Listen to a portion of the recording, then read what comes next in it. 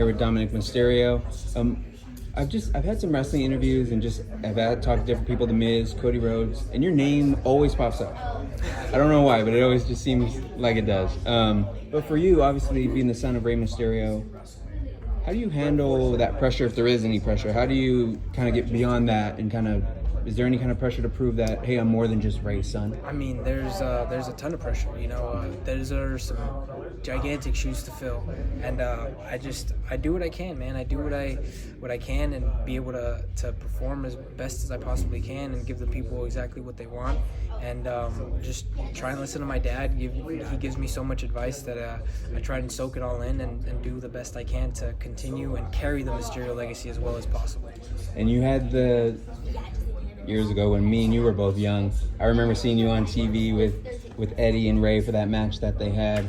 Did you know at that time that you wanted to be a wrestler? At what point do you know you want to get into the business? I don't think I knew at that time that I wanted to be a wrestler, but I always say that I feel like Eddie definitely planted that seed, as for me to be a wrestler, because he's the one that pitched the idea and got it all going, So I think he planted the seed for me to become a wrestler without me even knowing, and here I am now. And obviously you can get a ton of knowledge, and I'm sure you have an experience from Rey, but who are some other guys in the locker room that you kind of look forward to or talk to or look to as a mentor? I remember when I talked to Cody Rhodes and I said, upon your return, Cody, who are some guys that you maybe find yourself mentoring or looking to? And he said he made it a point to come over here and talk to you and give you his number and make sure that you had kind of everything you need. Who are some mentors that you look up to? I didn't know that he said that. He did say that. He definitely did do that. Mm-hmm. That's for him to go out of his way like that and to come talk to me. That's that means the world, and that's special. So definitely Cody. He's someone that I'd like to get more out of him. Because he's been in the game for a while. So him, I know Randy's another guy that's been nothing but nice to me. Edge, even though he speared me a couple weeks ago. But there's been a lot of guys that have been nothing but helpful, and I can keep going on. But the list of guys it's just been incredible for me to get that reaction from them and being so welcomed into the locker room, and it's been surreal. As we kind of wrap things up here, going back to Cody real quick, he's also someone who comes from a wrestling family and has a father and a brother that are well known in the wrestling industry. Are you guys able to relate or bond or reflect on that kind of common experience you guys have?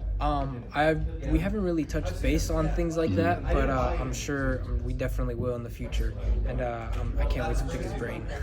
And if I'm not mistaken, you guys were in San Diego. It's probably been a month or two now. Yeah, July 4th we were there.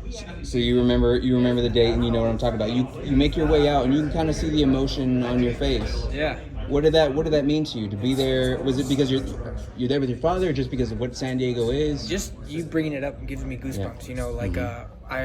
I don't want to take away anything from AT&T Stadium and my WrestleMania moment, but for me, as soon as I came out in San Diego, it felt exactly the same. Just because of that energy, that crowd, that vibe. Being in my hometown in front of my family and friends and parents, and one of my parents being next to me and the other one out in the crowd. So my girlfriend there, and it was just a surreal moment. It was a full circle for me, being just driving down the highway, seeing that arena, going and watching my dad perform there. Two of my best friends that went to the show were like, last time we were here, we saw your dad performing and you were sitting with us, and now we're here watching you. So look, this is all it's surreal, man. You can't write this, man. This is incredible. I'm blessed. Awesome, man. Thank you so much for your time. I appreciate it.